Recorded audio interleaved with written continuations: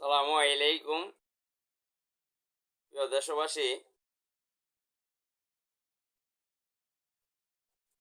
বর্তমানে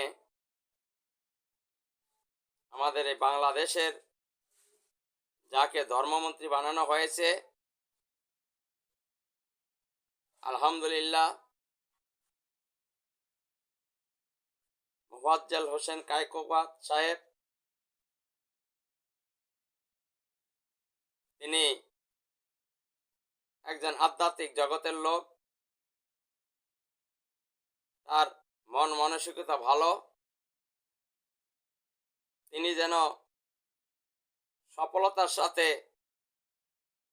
দায়িত্ব পালন করতে পারেন, আমি সেটি কামনা করছি এবং হযরতকে যেন আল্লাহ নেক হায়াত দান করেন।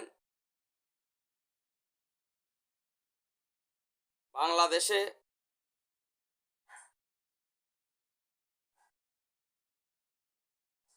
কায়কোবাদ সাহেব তিনি বাংলাদেশের হক্কানি আলেমদের সোহবতে গিয়েছেন। তিনি তার এই 5 বছর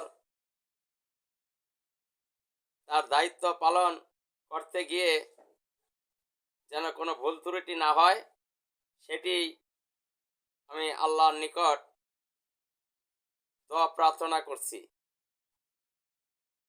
আমরা যেই দলই করি না কেন,